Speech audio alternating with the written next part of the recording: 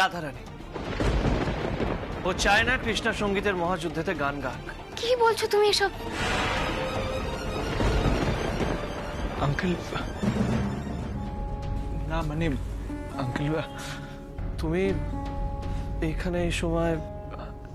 হ্যাঁ আঙ্কেল, মানে আমি সকালেই আসতাম, সৃজনীয় আমায় বারবার তাই বলছিল, কিন্তু এই পুরো ক্রাইসিস সিচুয়েশনটা জানতে পেরে আমার খুব অস্থির লাগছিল। আমি আর অপেক্ষা করতে পারলাম না, তাই চলে এলাম।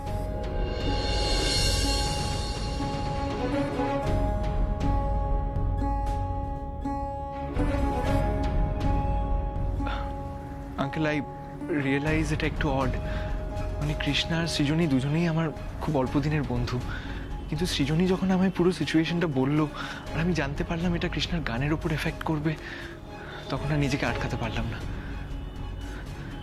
কৃষ্ণা কত স্বপ্ন নিয়ে এসেছিল তাই না, মানে বারাণসী থেকে এসেছিল এই গানের কম্পিটিশনটায় পার্ট নেবে বলে, আর এখন যদি না পারে।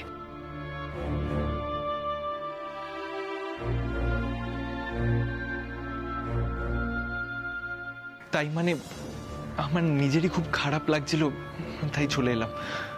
আপনারা প্লিজ কিছু মাইন্ড করবেন না।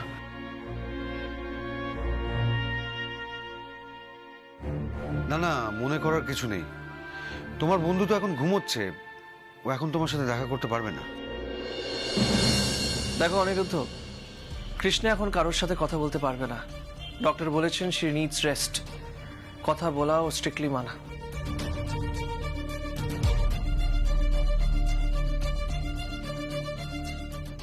না আঙ্কেল, দ্যাটস কমপ্লিটলি ফাইন, মানে ওর সাথে এখন কথা বলতেও হবে না। আমি তো ইনফ্যাক্ট আপনাদের সাথেই কথা বলতে এলাম। মানে আমার অনেক ফ্রেন্ডসরা আছে যারা খুব ভালো ডক্টরস, ওরা বিদেশে প্র্যাকটিস করে, তো আপনাদের যদি কোনো দরকার হয় আমি ওদের সাথে কোনো অ্যারেঞ্জমেন্ট করে দিতে পারি। আমাদের যদি দরকার হয় তাহলে তোমাকে জানাবো। হ্যাঁ মানে দেখুন, গলাটা তো খুবই একটা সেন্সিটিভ জায়গা, ও যখন গান গায় তখন গলার যত্ন তো ওকে নিতেই হবে। হ্যাঁ হ্যাঁ, আমরা সেরকম চেষ্টাই করছি। Yes uncle, of course.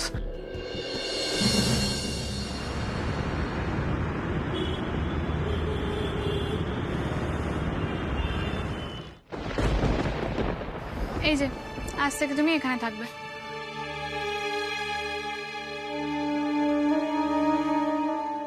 কি দেখছো?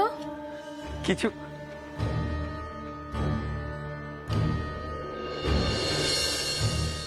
আচ্ছা, কোনোদিন ভেবেছিলে এরকম একটা ঘরে থাকবে, এরকম একটা খাটে শুতে পারবে?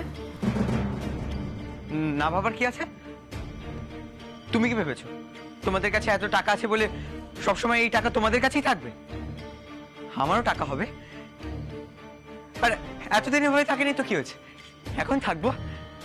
এটা আমার নিজের পিসির বাড়ি। ও, নিজের পিসির বাড়ি? তো এই পিসি বুঝি তোমার খুব আপনজন হয়? হ্যাঁ, আপনজনই তো, আমার নিজের পিসি। ও, নিজের পিসি। তাই বুঝি তুমি তোমার এই নিজের পিসির মেয়েকে কেমিক্যাল খাইয়ে গলা থেকে রক্ত তুলে তার গান গাওয়া বন্ধ করে দিতে চেয়েছিলে, তাই তো?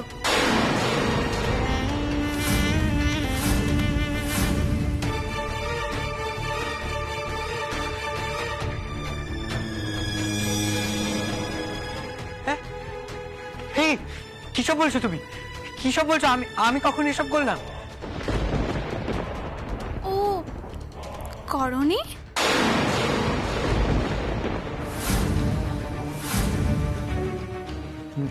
না, করিনি। আমি এসব কেন করতে যাব? আমি কি জানি না যে ও গান গায়? জানো তো, নিশ্চয়ই জানো। আর সেই জন্যই তো তুমি সেই জন্যই মানে?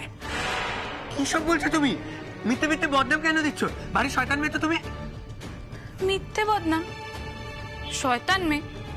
আচ্ছা, এক মিনিট দাঁড়াও।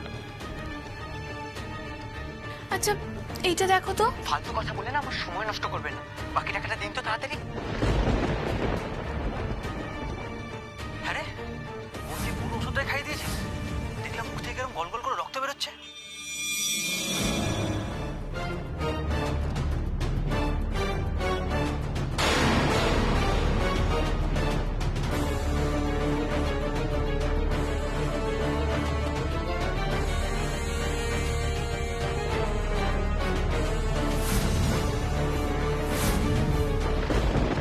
বলছিলাম যে অনিরুদ্ধ, দেখো এখনো তো সকাল হয়নি, তুমি এক কাজ করো না, বাড়িতে গিয়ে একটু বিশ্রাম নাও, তারপর সকাল হলে না হয় বন্ধুর সাথে দেখা করতে এসো।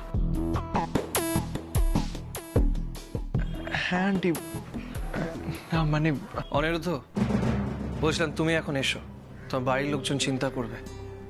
আর কাল সকালে এসেও এখানে কোনো লাভ নেই, কারণ কৃষ্ণার সাথে কাউকে দেখা করানো যাবে না। Visitors are not allowed. But don't worry, Munni তোমাকে কৃষ্ণার হেলথের ব্যাপারে জানিয়ে দেবে।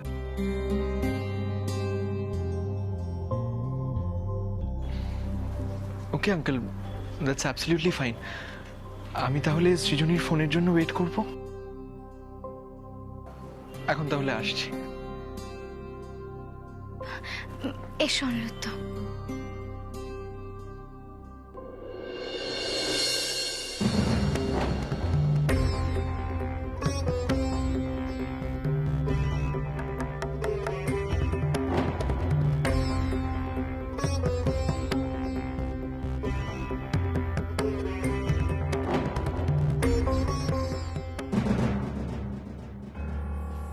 এই ছেলেটা এই সময় এখানে আসলো, মানে আমি ঠিক বুঝতে পারছি না। বলছিলাম ছোট কর্তা, দেখো আমি তো কৃষ্ণার মুখে ওর কথা শুনেছি, আর ওকে দেখেও তো আমার খারাপ ছেলে মনে হলো না। মানে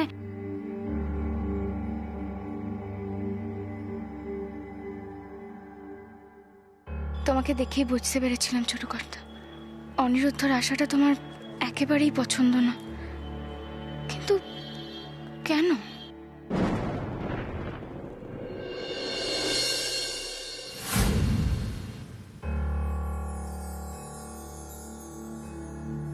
কেন?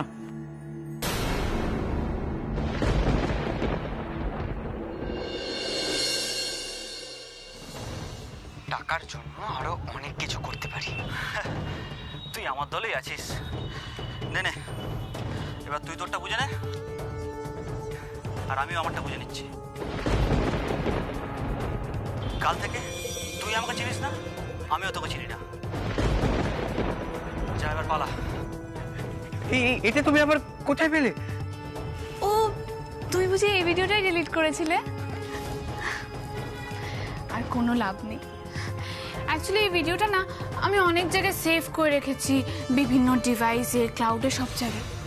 আসলে আমি তো জানতাম তুমি এই ভিডিওটা দেখলে এটা ডিলিট করতে চাইবে, তাই এটার অ্যারেঞ্জমেন্ট আমি আগে থেকেই করে রেখেছি। আচ্ছা, তুমি কি আমাকে তোমার মতন বোকা ভাবো নাকি?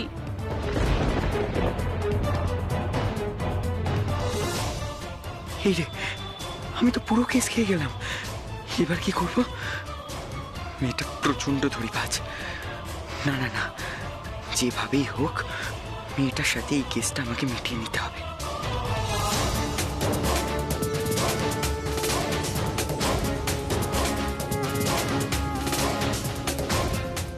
কি চাও তুমি?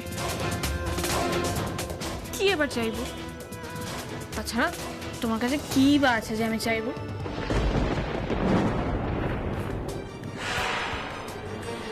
আমি তো এই ভিডিওটা সোজা গিয়ে পাপাকে দেখাবো, বাকিটা পাপাই বুঝে নেবে। কৃষ্ণার ক্ষতি যে করেছে বা করবে, তাকে তো পাপা নিশ্চয়ই ছেড়ে কথা বলবে না, সেটা তো নিশ্চয়ই জানো। তুমি তোমার নিজের পিসির মেয়ের এত বড় একটা ক্ষতি করতে পারলে? এই, তুমি কাউকে কোনো কিছু বলো না। তুমি আমাকে বলো তোমার যা দরকার, আমাকে বলো, আমি সব করে দেবো, সব।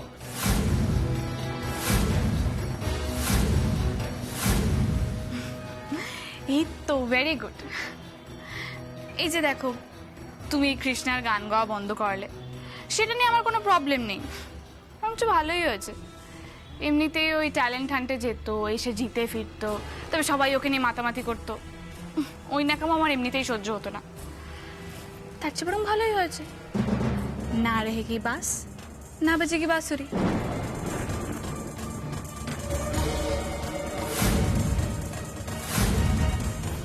কেউ তো দেখি কৃষ্ণাকে সহ্য করতে পারে না, তাহলে আমাকে ভয় দেখালো কেন? চাই কি? ও এই তো, ভেরি গুড। এই যে দেখো, তুমি কৃষ্ণার গান গাওয়া বন্ধ করলে, সেটা নিয়ে আমার কোনো প্রবলেম নেই, বরঞ্চ ভালোই হয়েছে। এমনিতেই ওই ট্যালেন্ট হান্টে যেত, এসে জিতে ফিরতো, তবে সবাই ওকে নিয়ে মাতামাতি করতো, ওই নাকাম আমার এমনিতেই সহ্য হতো না। তার চেয়ে বরং ভালোই হয়েছে, না রেহে কি বাস, না বেজে কি বাঁশুরি। কেউ তো দেখি কৃষ্ণাকে সহ্য করতে পারে না, তাহলে আমাকে ভয় দেখালো কেন? চাই কি? ও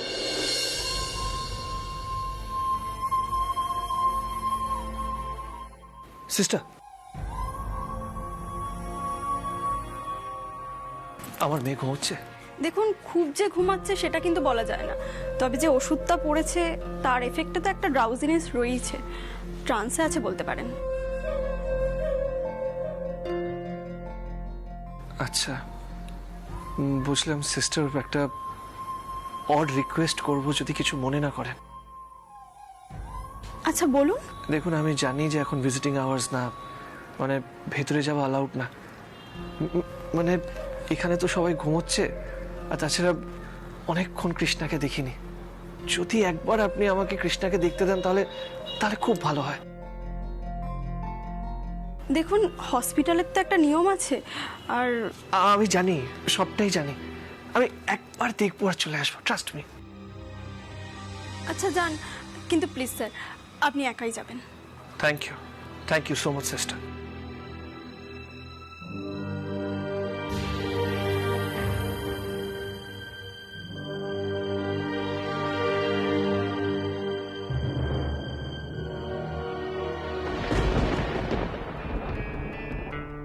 কি ভাবছো তুমি?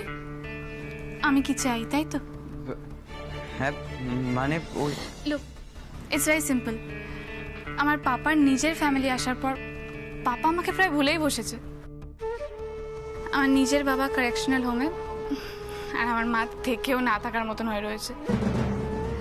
আরে কৃষ্ণা আসার পর থেকে আমাকে সবকিছু ওর সাথে শেয়ার করতে হচ্ছে। আমার না ওই কৃষ্ণাকে পছন্দ, আর না ওর মাকে। আচ্ছা, মানে আগেও চেষ্টা করেছে। তাই এবার থেকে আমার সব কাজ তোমাকে করতে হবে।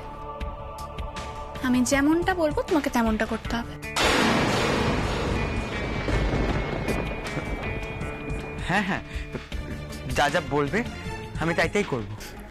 করতে তো হবেই, বাট বি ভেরি কেয়ারফুল। কেউ যদি জানতে পারে কি আমি তোমাকে দিয়ে এই কাজগুলো করাচ্ছি, বা যদি তোমার ফল্টের জন্য আমি কেস খাই, তাহলে কিন্তু এই ভিডিওটা সোজা পাপার কাছে চলে যাবে।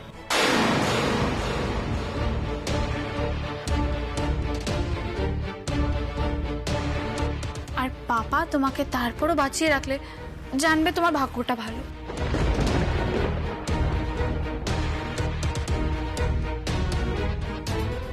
আমি এখন আসছি, যে কথাগুলো বললাম সেগুলো যেন মাথায় থাকে।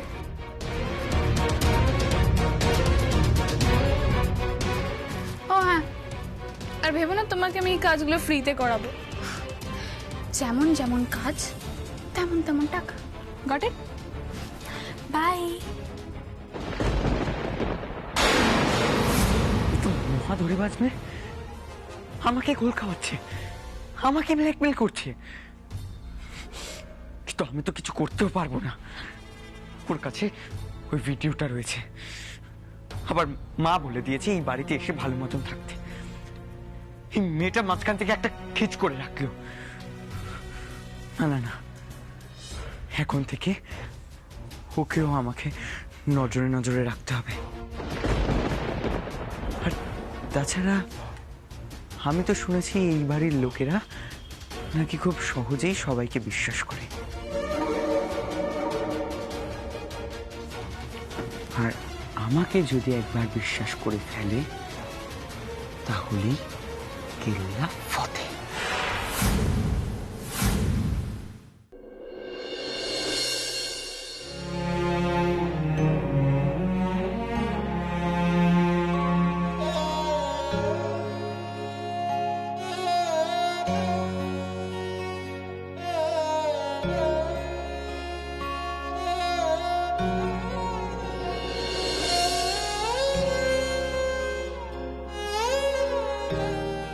বাবা হয়তো তোকে ধন্যবাদ জানাতে পারি না মা, তবু আমি জানি তুই ছিলি বলেই আমার স্তব্ধ জীবনে আবার স্রোত এসেছে।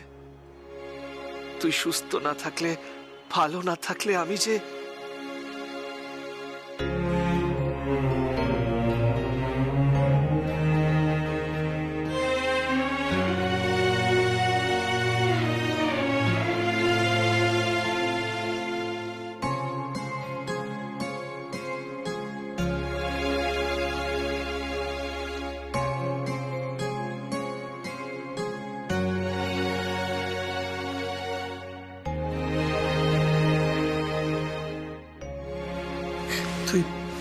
তুই নিশ্চিন্ত হয়ে ঘুমো, ঠিক আছে?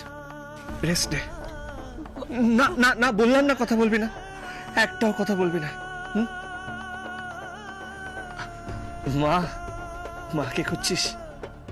মা বাইরে আছে, চিন্তা করিস না। আসলে কি জানিস তো, আমার না তোকে দেখতে খুব ইচ্ছে করছিল, তাই এখানে চলে আসলাম।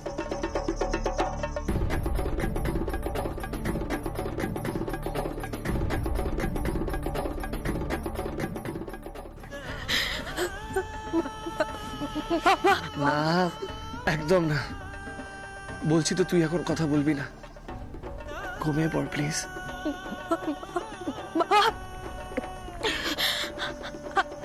আমি আমি গান গাইতে পারবো না। কে বললো কৃষ্ণা, কে বললো তুই গান গাইতে পারবি না? আমার মেয়ে গান গাইবে, কদিন বাদেই তো সঙ্গীতের মহাযুদ্ধ, ওইখানে আমার কৃষ্ণা গান গাইবে। কিন্তু তার জন্য লড়াই করতে হবে কৃষ্ণা, আর তার জন্য দরকার শক্তি। তুই যত রেস্ট নিবি তত তাড়াতাড়ি সুস্থ হয়ে উঠবি।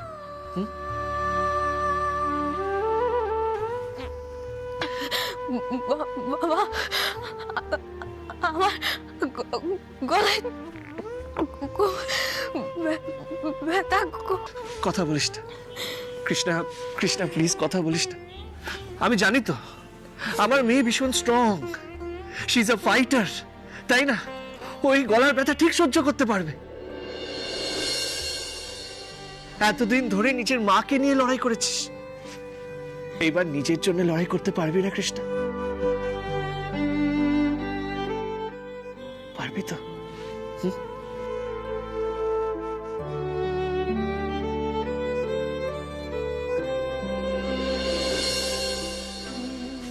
আর এখন তো আমি আছি আমার মেয়ের পাশে, আমার মেয়ে জিতবেই।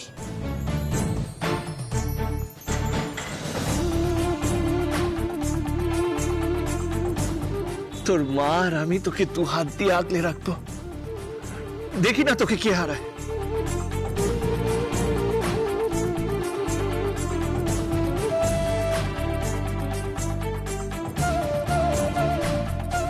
আর চোখে জল না, ঘুমিয়ে পড় এবার, ঘুমিয়ে পড়।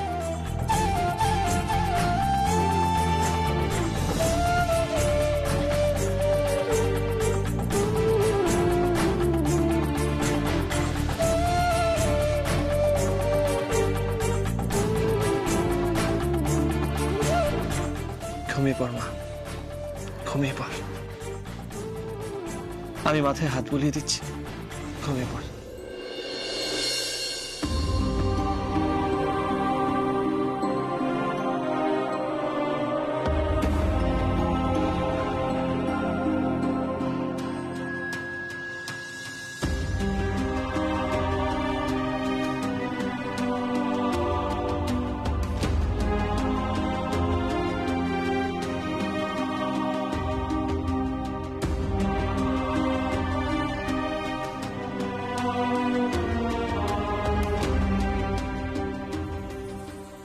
আমি তোকে কথা দিচ্ছি কৃষ্ণা, তোর যে এত বড় ক্ষতি করেছে তাকে আমি কিছুতেই ছাড়বো না।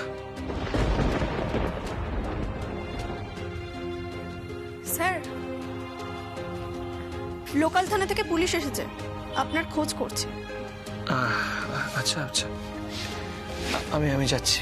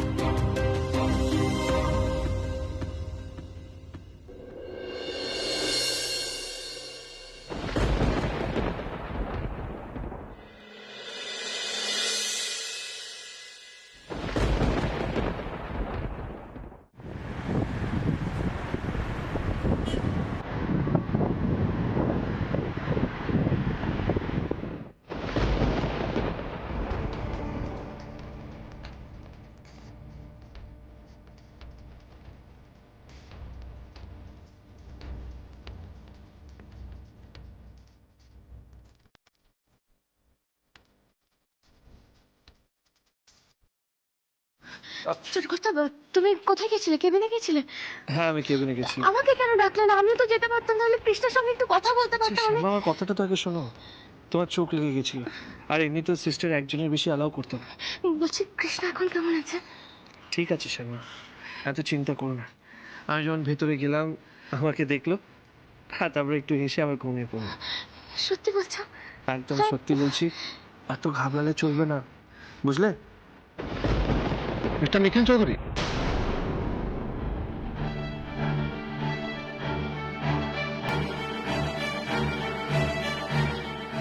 উনি চলে এসছে, চল কিন্তু আসো।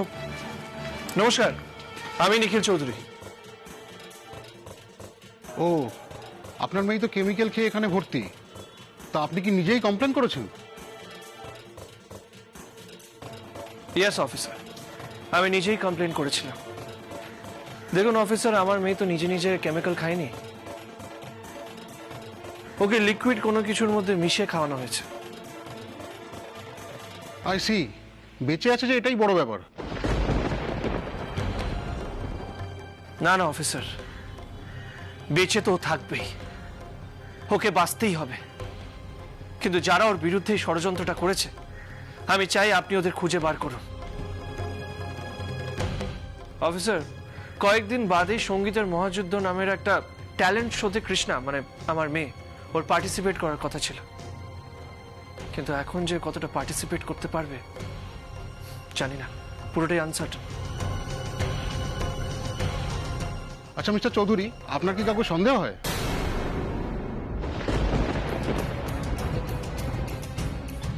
বলুন মিস্টার চৌধুরী, আমাদের কাছে কিছু লুকোবেন না। আপনার যদি কাউকে সন্দেহ হয় সেটা বলুন, আর আপনার পরিবারের হলেও সেটা জানান আমাদের।